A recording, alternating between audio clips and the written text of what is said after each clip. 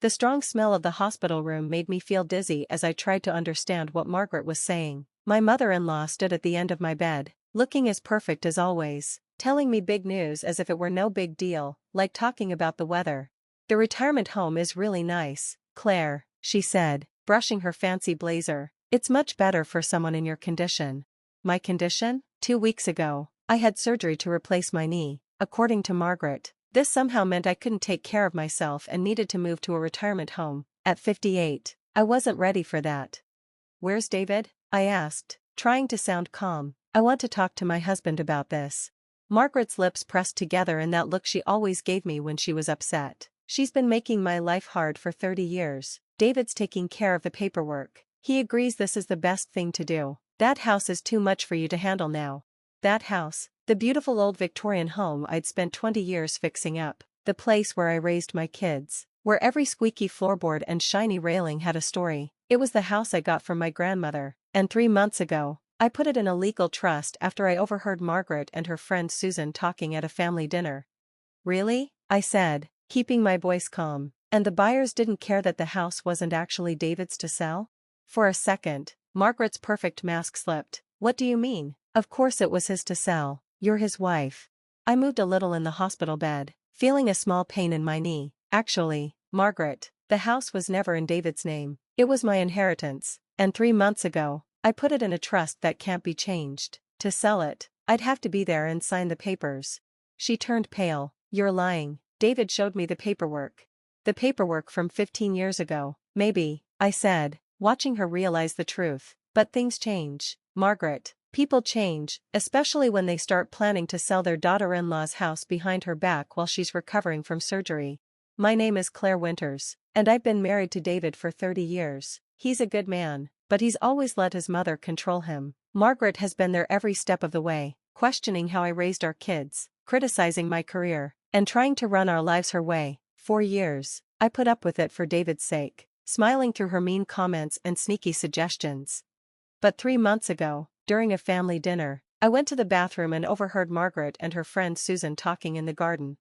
"It's perfect timing," Margaret said, her voice clear through the open window. "With Claire having surgery, David can handle selling the house. It's wasted on her anyway. She's turned it into some weird, artsy mess with all her renovations. The buyers are ready to move fast, and once it's done, we can put her in a better place."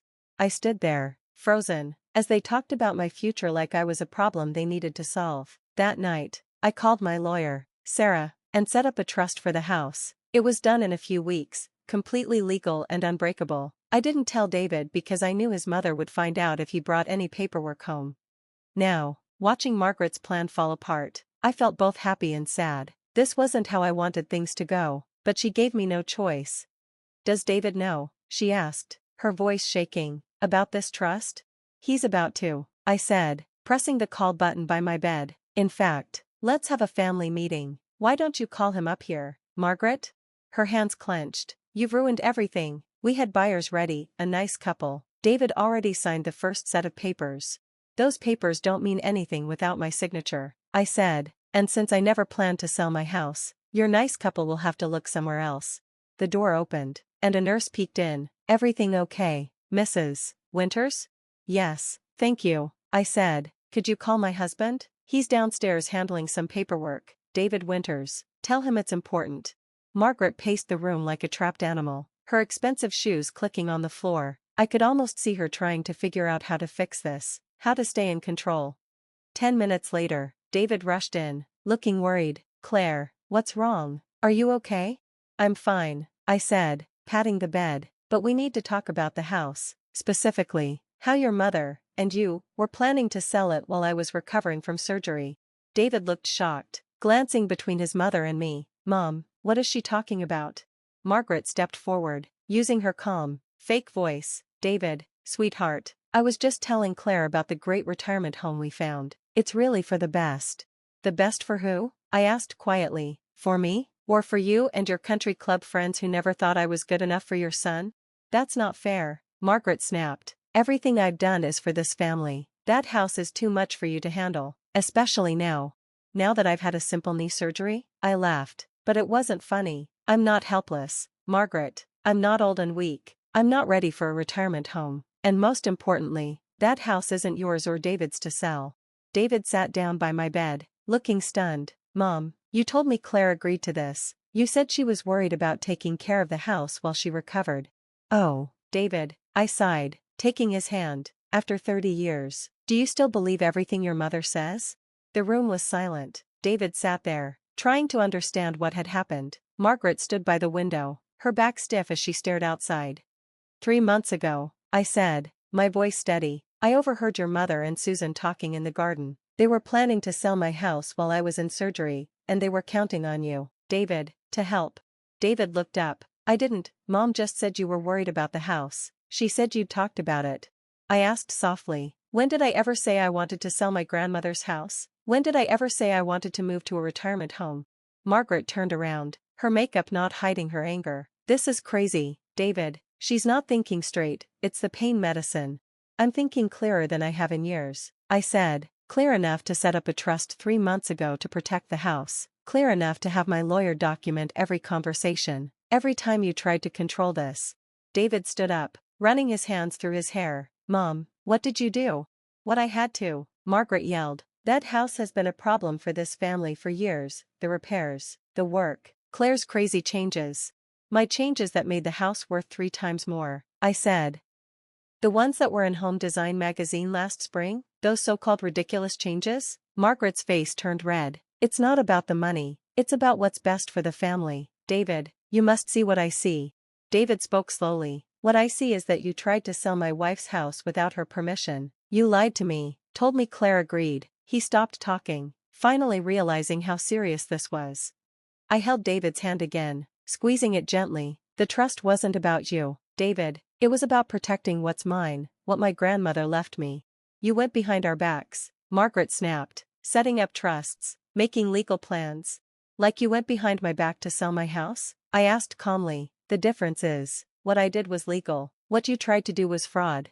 The word hung in the air like a storm cloud. Margaret's face turned pale. Fraud? David repeated, looking between us. Yes, fraud, I said, trying to sell property you don't own, forging signatures, these are serious legal problems. Margaret, my lawyer has proof of everything. Margaret sat down, her perfect mask finally breaking. You wouldn't dare. Think about what this would do to the family. I've thought about nothing else for 3 months, I said. I've thought about 30 years of your little digs and mean comments, 30 years of you trying to control every part of our lives, 30 years of David stuck in the middle, trying to keep everyone happy. I looked at my husband, seeing the struggle in his eyes. I love you, David, but this has to stop. Your mother needs to understand she can't control everything. She can't decide my future for me. David nodded slowly, something changing in his expression. For the first time in our marriage, I saw him really see his mother for who she was. Mom, he said firmly, you need to leave now, we'll talk about this later. Margaret stood up, smoothing her fancy clothes with shaky hands. David, please. Now, Mom. She left without another word, her heels clicking on the hospital floor until the sound faded. David sat back in the chair by my bed, looking tired. I'm so sorry, he whispered. I should have seen, should have known. Yes, you should have, I agreed, but we both know your mother is very good at what she does. She's had years of practice. Over the next few days, as I kept recovering, we found out just how much Margaret had been manipulating things. She not only had buyers ready for my house, but she also used David's credit card without his knowledge to put a deposit on a retirement home. She told the buyers I had early dementia, saying that's why the sale had to be done quietly. My lawyer, Sarah, was furious when she heard everything. This is more than just family drama, Claire, she said during her visit. What she did was elder abuse and fraud. We have enough proof to take her to court. But I had other plans. A week later, I left the hospital. David drove me home, to my home, the Victorian house that had caused so much trouble. As we pulled into the driveway, I saw Margaret's car parked on the street.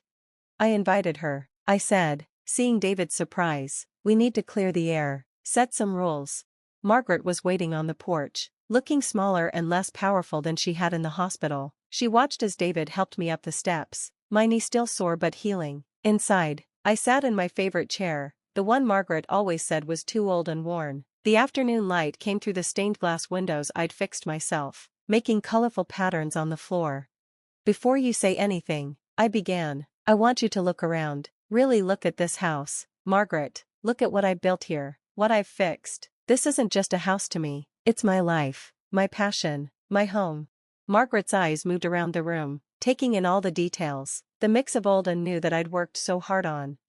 I won't take legal action, I said, seeing her relax a little, but things are going to change. No more meddling, no more control, no more trying to run our lives.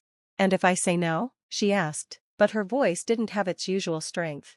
I smiled, reaching for the folder I'd put on the table. Then Sarah will start legal action. The proof of your fraud, the credit card charges, the lies you told the buyers, it will all come out. Your reputation at the country club wouldn't survive that, would it?